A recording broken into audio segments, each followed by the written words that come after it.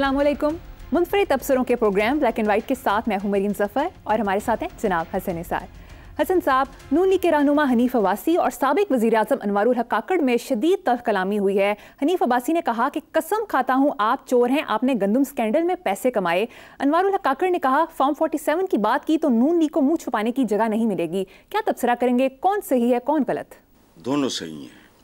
दोनों ने सरेआम एक दूसरे के कपड़े उतार के जो अफवाहें थीं उनकी तस्दीक कर दी है। और पहले एक बात और मैं आपको अर्ज़ करूं, कहते हैं ना give the devil is due. ये हनीफ अब्बासी जो हैं ये बड़ा सीधा लठमार और मुंह फट आदमी है, मुझे पसंद है।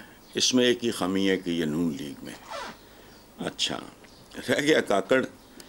तो शुरू में मुझे बलोच होने की वजह से सच्ची बात है अच्छा लगा, लेकिन फिर जो टाइयाँ सूट में आ गए, यार ये तो कॉम्प्लेक्सेस हमारे आदमी हैं। अच्छा, टाइम इनके पास कम था, हाथ इन्होंने मारना था, दिहाड़ी नहीं, दिहाड़ी का टाइम नहीं था। दिहाड़ियाँ तो फिर अगर पता हो कि तसलसल है तो फिर दिहाड़ियाँ लाओ। उन्होंने कहा एक दिहाड़ा लगाओ, दिहाड़ा लगाया। हनीफ अब्बासी बिल्कुल सच्चा है, और इसलिए नहीं कि हनीफ अब्बासी कह रहा है, बात की उसने दो टोक वाजे कि तुम चोर हो और ये चोर हैं, इसमें कोई शक नहीं है। कोई पागल है जो पॉलिटिक्स में आएगा। वेस्ट में लोग आते हैं ग्लोरी के लिए, तारीख में अपना नाम छोड़ने के लिए, ये आते हैं दिहाड़ियाँ, मतलब डीएनए है, तारीख है पूरी बर्रे सगीर की। अच्छा, ये इसका इलाज है, लेकिन यहाँ मुआलिज कोई नहीं। प्रॉब्लम ये है, एक प्रोसीजर है, एक ऑपरेशन है छोटा सा, लेकिन सर्जन कोई नहीं। ये इस कौम की बदनसीबी है। कायद के बाद कोई बंदे का पुत्र मुझे याद नहीं है, टोपी ड्रमे बहुत हैं। अच्छा, ये है क्या, जिन बगयाड़ों की, जिन तेंदुओं की के पेट भर जाते हैं, नीयतें भरती नहीं। अब जो ज़्यादा बसियार खोर होते हैं, जो खाते हुए सोचते नहीं, डंगरों की तरह खाने वाले जो लोग होते हैं, उनके लिए कुछ सालों से एक प्रोसीजर है, एक सर्जरी है छोटी सी, जिसे कहते हैं टमी टक। वो क्या है? वो है कि चीर फाड़ करने के बाद ऐसे बसियार खोरों और आदम खोरों के मैदे काट दिए जाते हैं, काट के छोटे कर दिए जाते हैं। फिर वो खंजीरों की तरह खाना भी चाहे तो नहीं खा सकता, क्योंकि मैदा छोटा हो चुका है। पाकिस्तान में इस प्रोसीजर की ज़रूरत है। 33 साल हो गए, अल्लाह मौत से पहले मंजर दिखा दे तो क्या ही बात है, वरना खैर है, कोई नहीं, ऐसे भी ठीक है। हमने अपने हिस्से का काम कर दिया। ये जो पूरी की पूरी कम्युनिटी है सियासतदानों की, जिसमें मेरा ख्याल है कि हार्डली 2% लोग ऑनरेबल होंगे डेफिनेटली, बाकी सबके टमी टक, इनके मैदे काटो और मेरे मशवरे को सिंबॉलिक समझो। लेकिन हमारे नसीब में कोई मुस्तफ़ा कमाल पाशा है नहीं। बहुत अच्छा है, दोनों ने हर वो बात जो मुतनाज़े समझी जाती थी उसका टंटा ही मुका दिया। उसने जो फॉर्म्स का ताना दिया, देखो ना जरा, हनीफ अब्बासी ने ठीक बात की, वो निचली तरीन सतह पे चला गया। हालांकि बेसिकली क्या किया आपसे, साबिक वजीर आजम ने मौजूदा इलेक्शंस की अंतड़ियां निकाल के चौक पे फेंक दी। जो कभी प्लान था शहबाज शरीफ का आसिफ जरदारी के हवाले से, तो उसने कर दिया। इस इलेक्शन पे इससे बड़ा तबसरा मुमकिन नहीं। जो गुस्से इश्तियाल के आलम में, काकड़ साहब, हमारे बचपन में एक ड्रामा होता था टीवी पे, किट किट किट किट कहें कड़ाकड़, किट किट किट किट कहें, मेरा काकड़ काम आ गया।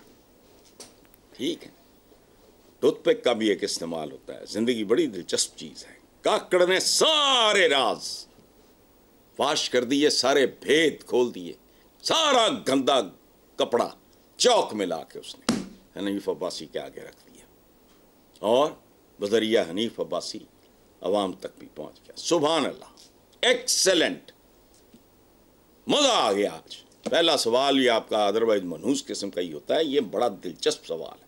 कौम के मसले हल हो गए। जिसकी मौजूदगी में हुआ वो गवाही दे रहा है। आलम देखो उस बंदे का, लेवल देखो, लॉयल्टी कोई नहीं कि तू पी जा बेचती। दिहाड़ा था तू लाया, फारिग होते ही क्या मांगा इसने, मुझे स्टाफ दो, मुझे बुलेट प्रूफ गाड़ी दो, ये औकातें हैं इनकी। आगे चलो, कमाल हो गया, बहुत आला जी। हसन साहब, ये तो स्टार्टर था, पर असल बड़ी खबर की तरफ अब आते हैं। तारीख रकम हो गई है। पाकिस्तान का पहला सैटेलाइट मिशन चांद पर रवाना हो गया है। पाकिस्तान चांद पर सैटेलाइट भेजने वाला छठा मुल्क बन गया। IQ कमर का डिज़ाइन और डेवलपमेंट चीन और स्पार्को के इश्तराक से तैयार किया गया। वज़ीर-ए-आज़म शहबाज शरीफ ने मुबारकबाद दी, कहा कौम को फ़ख्र है पाक चीन दोस्ती खलाओं तक पहुँच गई। आपने हमेशा साइंस और टेक्नोलॉजी की अहमियत पर सबसे ज़्यादा जोर दिया। खलाओं को तस्खीर करने का देरीना ख्वाब पूरा होने पर यकीनन आप भी खुश होंगे हसन साहब। मैं खुश खच नहीं होता, मैं को बेवकूफ़ नहीं हूँ। जब ये कौम को बेवकूफ़ बना रहे थे, एटमी ताकत बन गए, तो मैंने लगातार लिखा होश करो, पाकिस्तान बनने से कई साल पहले वो इस्तेमाल हो चुका और उससे बहुत पहले बन चुका था। तुमने एक चीज़ बना ली। अच्छा, इस पे एक बहुत तारीखी वाक़या सुनो। मेरे वो दोस्त बहुत करीबी डॉक्टर मुजाहिद कामरान, वो दो दफ़ा वाइस चांसलर रहे हैं इसके पंजाब यूनिवर्सिटी के।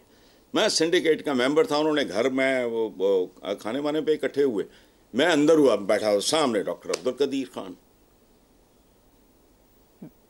मैं आई फेल्ट स्लाइटली एम्बैरेस्ड कि यार मैं कहता हूँ क्या, और मुझे डॉक्टर अब्दुल कदीर खान साहब की वो पंजाब यूनिवर्सिटी के डिपार्टमेंट नहीं, उनका अरेंजमेंट था। तस्वीर में वो कैमरा लेके गया था, वो पड़ी है।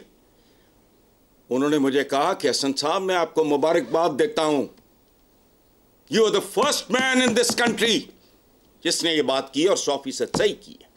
हमारा कमाल सिर्फ इतना है कि हमने बदतरीन और नामसाद तरीन हालात में एटम बॉम्ब बनाया। बाकी जो बात आपने की है वो तो हकायक है। ये लोगों को बहुत बेवकूफ़ बनाते हैं, वो उधर फुदक रहे हैं। ओ भाई, हिरोशिमा नागासाकी, एक बॉम्ब का नाम था लिटिल बॉय, दूसरे का नाम था फैट मैन, ढेर लगे पड़े हैं हाइड्रोजन बॉम्ब। लेकिन नहीं, ये कौम को अच्छा। अब ये जब मैंने ये खबर पढ़ी तो मुझे बचपन में एक शेर याद आया। वो हमारे यहाँ डिबेट्स, उर्दू डिबेटिंग में ना वो बहुत इस्तेमाल होता था। शेर सुनो, पता नहीं कितने सालों बाद याद आया। बेहतर है महो महर पे ढालो न कमंदें, इंसान की खबर लो कि जो दम तोड़ रहा है। एक तरजीहात की तमीज़ नहीं है, रांझे राजी करते हैं, लोगों को बेवकूफ़ बनाते हैं, लोगों की दुम में नंदे कसते हैं। और बात सुनो, चौधरी जब जाता है तो उसके साथ कोई कमी, कोई मुंशी वगैरह होता है। चौधरी चाहे 4 घर छोड़ के जाए। अब चाइना देखो, बात सुनो, 1 अक्टूबर 1949 आज़ाद हुआ। चाइना पाकिस्तान से 774 दिन बाद आज़ाद हुआ। चांद चूंद छोड़ो, ये रजे दियाँ गल्लां ने। चाइना मतलब सुपर पावर के साथ अब नेक टू नेक जा रहा है। वो तो करे इस तरह के नखरे। एक सोनी तो सुती उठी ते थे चेचक दी मारी, भुख दी मारी। मैं पहले अपने जमीनी हालात ठीक करो। बात सुनो, इस सोनी धरती पे के चांद को ग्रहण लगा हुआ है। चाइनीज तो वहां जाके अपनी ग्रेट वॉल ऑफ चाइना का नजारा करेंगे। तुम यहां किसानों का एहतजाज देखोगे, नान भाइयों के धरने देखोगे, गिरफ्तारियां देखोगे, पुलिस की वर्दियां देखोगे, रिश्वत देखोगे, अरबों खरबों जो खाया गया गंदम की इंपोर्ट में वो देखोगे। ये लोगों को झुनझुने और खिलौने देने वाली बात है। Atom bomb was our requirement.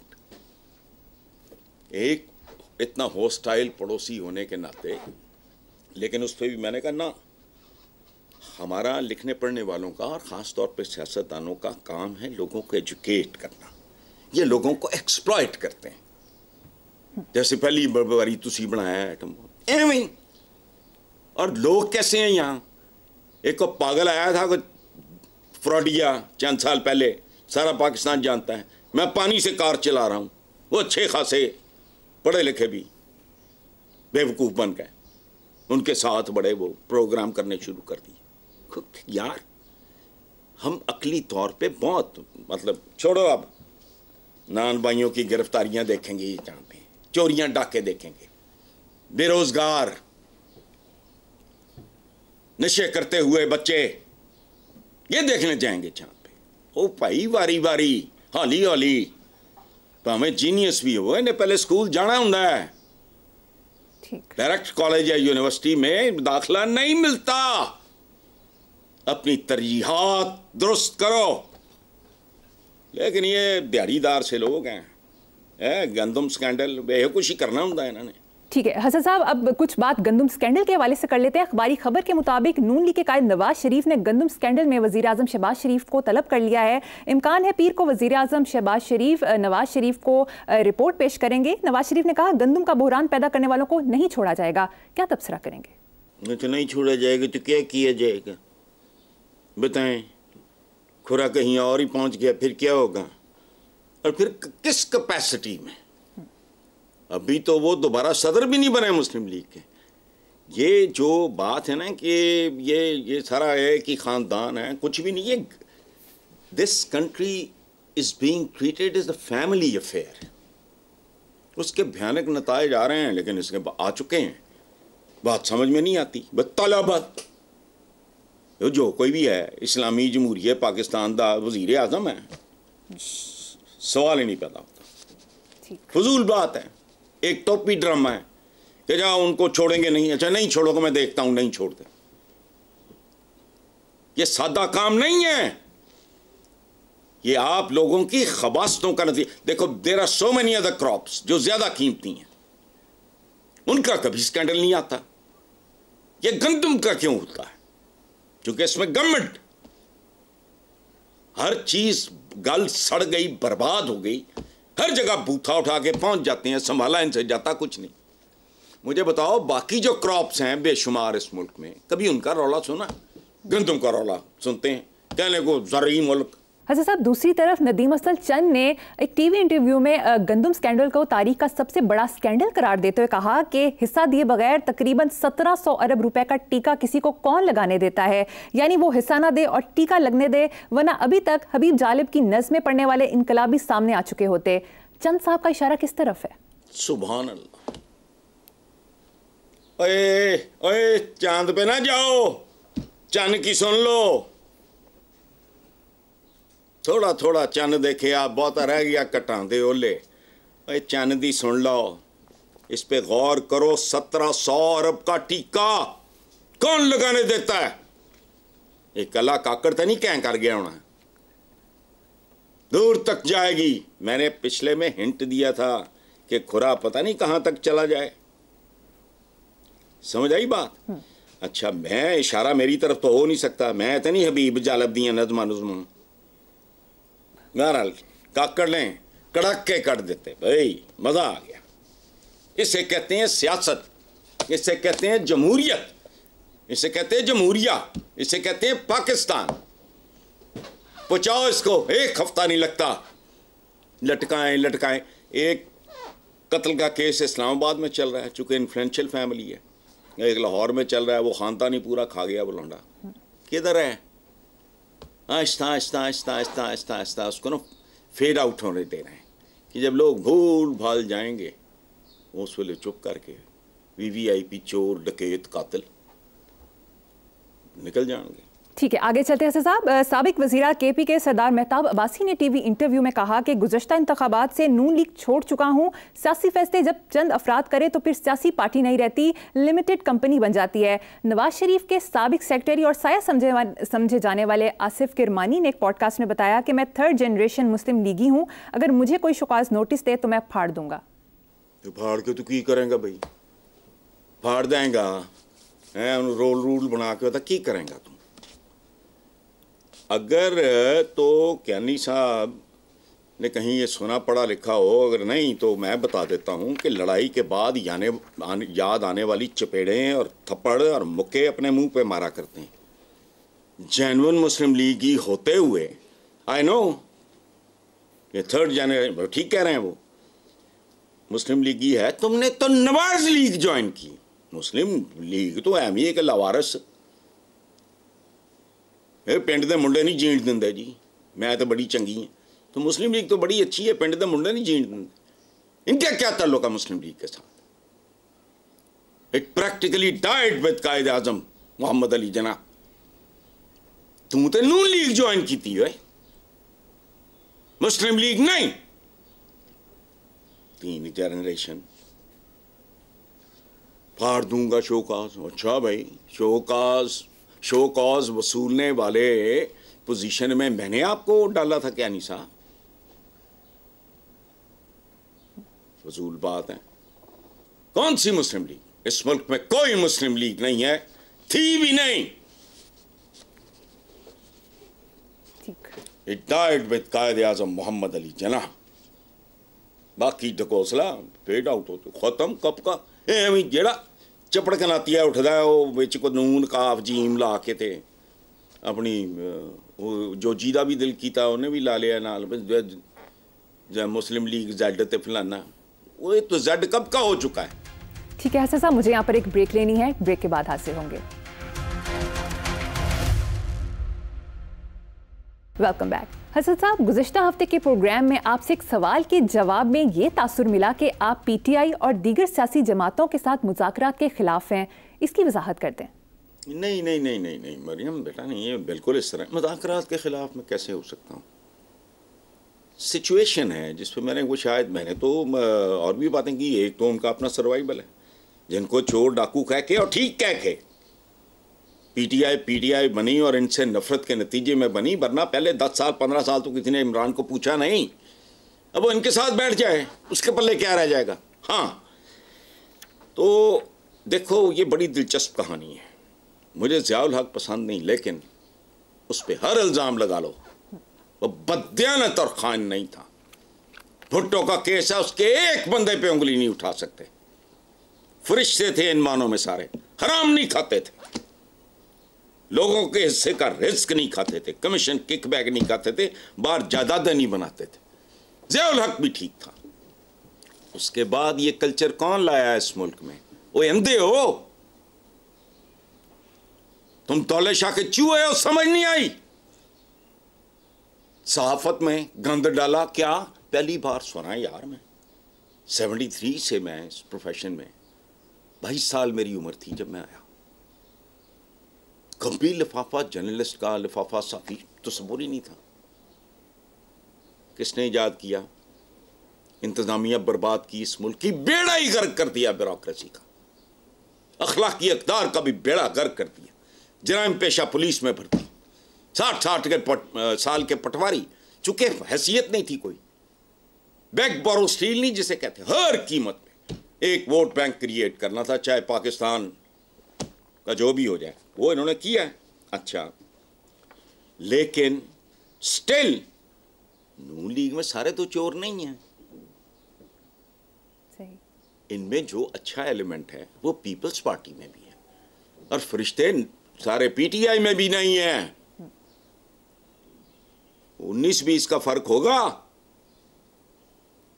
जहां भी अच्छे लोग होंगे वो आटे में नमक बराबर ही होंगे। नून लीग का नाम आएगा चंद बंदे, पीपल्स पार्टी का नाम आएगा चंद बंदे, पीटीआई का नाम आएगा तब भी चंद बंदे। तो जो उनके चंद अच्छे बंदे हैं उनके साथ बैठ जाओ। सारी मुस्लिम ये नून लीग नहीं, ये नूनिये नहीं, इन पे नो लगाओ, बाकियों को बुला लो। क्योंकि याद रखना, आसिफ जरदारी को इनका एक बहुत ही बेकाऊ लेकिन ज़हीन आदमी था हुसैन का, 10% प्रोपेगेंडा। और चूंकि नवाज शरीफ मुल्क को वहां ले जा चुका था जहां बीबी को ये सेल की गई, ये बात शुरू में नहीं था।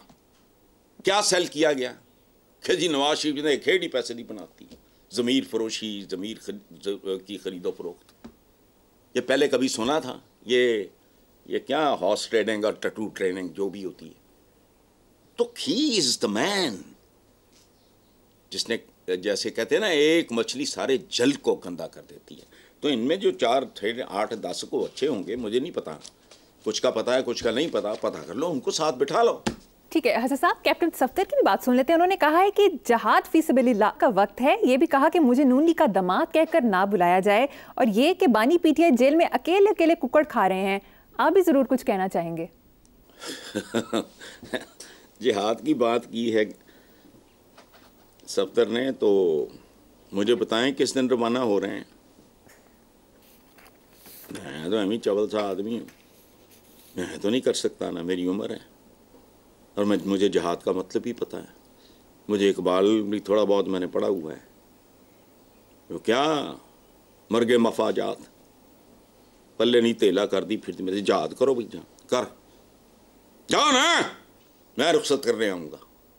अच्छा अब रह गया जी मुझे नून लीग का दामाद नहीं, तो भाई दामाद ही कहना है या घर दामाद कह लें चलें, अगर आपको लफ्ज़ अच्छा नहीं लगता। हालांकि दामाद का लफ्ज़ बड़ा अजीबो गरीब है, ये दाम में आया हुआ उसको कहते हैं दामाद। लेकिन बहरहाल ये तो ज़ुबानी लिसानी मसला है, ये और तरह की बात है, लेकिन फिर वही दामाद को दामाद ही कहना है ना। रह गया जिहाद तो रवानगी कब है, मैं जनाब नू छड्डना वांगा। बाकी रह गया अकेले अकेले कुकड़ पाड़ना, अंदर से कुकड़ नहीं निकलता। ये बड़ी असलियतें खुल के एक एक जुमले में सामने आ जाती है। कुकड़ कड़ी कस्तूरी है, ठीक है, क्या कस्तूरी है कुकड़, चाहे देसी भी हो। छोड़ो हसन साहब, मुझे यहाँ पर एक छोटी सी ब्रेक लेनी है, देखते रहिए ब्लैक एंड व्हाइट।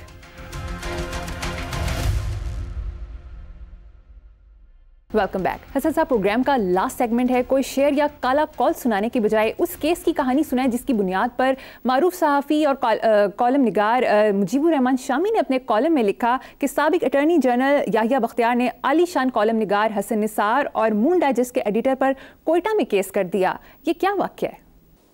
यार ये तो मेरा ख्याल है बेटा आपकी पैदाइश से भी शायद पहले का ही हो। शामी साहब का ये कॉम्प्लीमेंट, शामी साहब बहुत खूबसूरत, बहुत आला आदमी है। He is a very wise man. दानिश जहानत आम चीज़ है, दानिश कम लोगों को नसीब होती है। मेरे बड़े भाइयों की तरह हैं, उनमें एक नक्स है, वो जहन में रखना, बाकी भी सुन लें। क्या? वो अकरबा परवरी पे बहुत यकीन रखते हैं। तो मैं चूँकि उनके छोटे भाइयों की तरह हूँ, तो मुझे उन्होंने आलीशान करार दे दिया, अल्लाह उनका भला करे। रह गया केस, तो मैंने एक ज़माने में, और मैं परेशान था, तो कमाल देखो हमारा भी, जब जंजीरें वो क्या हथकड़ियाँ बांध के नवाज शरीफ को कराची लेके गए तो केस वेस चल रहा था, तो आई वाज अपसेट कि अल्लाह पाक वो भुट्टो वाली कहीं हिस्ट्री रिपीट ना हो जाए। मेरी परेशानी ये थी, मैंने एक उस वक्त का जो अखबार था जंग में, I used to write column, मैंने कॉलम लिखा नवाज शरीफ के याहिया बख्तियार कि वो हिमाकतें मत करो जो याहिया बख्तियार एंड कंपनी ने की थी। इसको झूठा केस भी है, सच समझ के लड़ो, तो उस पर रहम करो अपने मोकल पे, यानी नवाज शरीफ पे, रिकॉर्ड पे है। उसने केस ठोक दिया याहिया बख्तियार ने, 3 साल जलीलो खार हुए हैं। उधर वो शकील साहब, जावेद साहब, अल्लाह बख्शे, जावेद रहमान, इनके जो बड़े भाई थे, वो भी, मैं भी। और मेरा एक कमाल सुनो, इतना मुझे ना इन सारे मामलात से मुझे चिढ़ मुद्दत से, क्या मैं यहाँ से जाता था कराची, एयरपोर्ट बैठ के घंटा 2 घंटे 3 घंटे जितना भी होता था, वो उसमें लाउंज में इंतज़ार करना, ट्रांजिट में कोयटा, अगले दिन सुबह अदालत, और उसी दिन अदालत से फारिग होकर एयरपोर्ट इस्लामाबाद, और रात को की फ़्लाइट से इस्लामाबाद से लाहौर, एक रात से ज़्यादा बाहर नहीं रहता था। और मैंने वो जैसे भुगता है मैं ही जानता हूँ। मेरे जैसा सफ़र चोर आदमी हो तो हरामखोर भी हो, ठीक है, सुस्ती काहली का मरीज़, उसके लिए बहुत बड़ी सज़ा थी। लेकिन बहरहाल वो जान छुटी उनके फौत होने पे, अल्लाह उन्हें बख्शे, अल्लाह गरीक रहमत करे। बंदे बुरे नहीं थे, उनके मुंह को खून लगा हुआ था। उन्होंने इस ग्रुप से केस जीता था कोई लंदन से, लंबे चौड़े उनको पैसे मिले थे। मेरा कॉलम बहाना बन गया, और उसमें डेफमेशन भी था। आई वाज शॉक्ड, मैंने कहा डेफमेशन कैसे हो गया भाई, अदालत की तो कोई बात नहीं, पता लगा कि उन्होंने अदालत से ये फैसला लिया हुआ था कि मेरे बारे में कभी एक लाइन नहीं लिखेंगे। उन लोगों ने मुझे कभी बताया नहीं था, तो मैंने इनोसेंटली, मुझे पता भी होता तो शायद मैं बाज ना आता। ये अलग बात। उन्वान था नवाज शरीफ के या बख्तियार। जहां जहां ये ज्यादती होती है वहां दुख होता है। जी बहुत खूब। इसी के साथ ऐसा प्रोग्राम का वक्त खत्म हो गया है। अपने व्यूअर्स से इजाजत चाहेंगे, आपसे मुलाकात होगी इंशाल्लाह नेक्स्ट वीक। अल्लाह हाफिज।